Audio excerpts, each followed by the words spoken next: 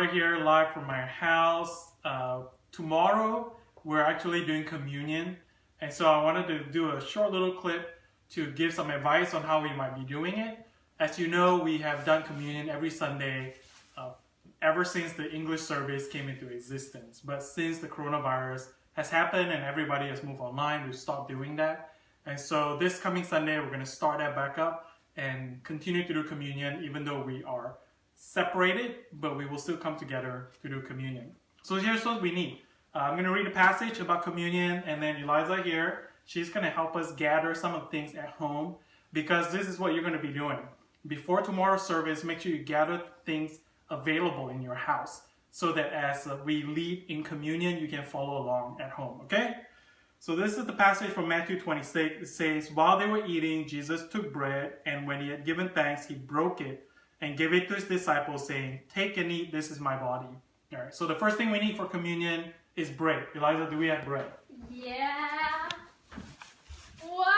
All right, so everyone should have this at home, hopefully. But what if someone doesn't have bread, Eliza? What can they do? What are some alternatives? We can get crackers. We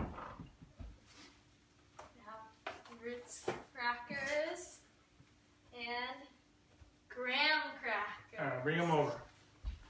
So if you don't have bread, crackers are fine. The main thing you want to remember is the act of breaking the cracker or tearing the bread to be reminded of the body that Jesus broke for us. So that's the key thing here, is just, you know, something simple like a cracker or bread will be good. So Matthew 26 says this, then he took a cup, and when he had given thanks, he gave it to them, saying, drink from it, all of you. This is my blood of the covenant, which is poured out for many for the forgiveness of sins. I tell you, I will not drink from this fruit of the vine from now until the day when I drink it new with you in my Father's kingdom. So the second piece of communion is the cup. So Eliza, do we have a cup? Where's our cup? She's gonna go grab a cup for us.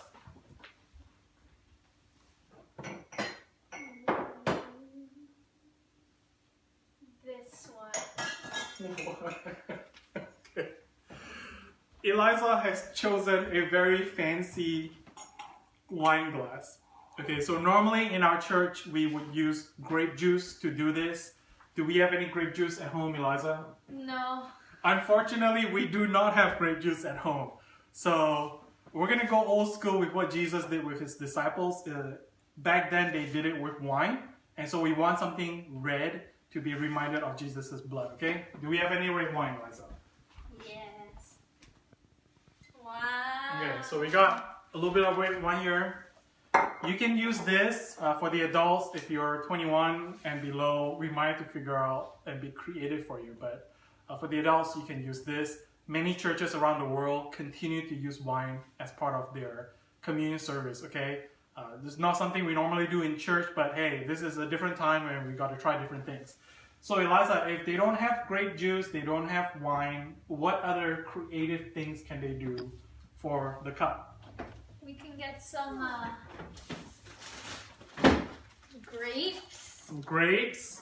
Grapes and then some food coloring. Food coloring. All right, this is out of the box thinking for sure. It says here the fruit of the vine, right? So grapes are fruit of the vine. And so what you can do here, Eliza, how would you do this?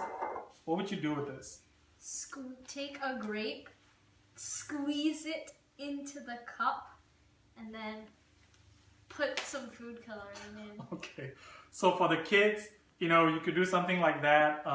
Some other denominations and churches around the world, for kids, they would take wine and water it down with water. So they'll mix it up so that the wine taste isn't really there, but it's still red enough that they're reminded of the blood of Christ. And so for this Sunday, you know, just take whatever you have around your house so that we can have communion. And maybe for next week, as we do the next communion, you can have some red grape juice available and some bread. So for this Sunday, you know, just make do whatever you can so that we can come together as a body and do communion. Thank you, Eliza, for helping out and being really creative with this. And we hope to see you this Sunday. This Sunday will be Testimony Sunday. It's not going to be YouTube Live. It will be a Zoom video conference. So we have sent that link out in our Facebook and through email. So you should be getting that link. Click on it Sunday at 11 a.m. Come together as we share testimonies and do family home communion with all of you. All right, thank you everyone. See you tomorrow. Bye.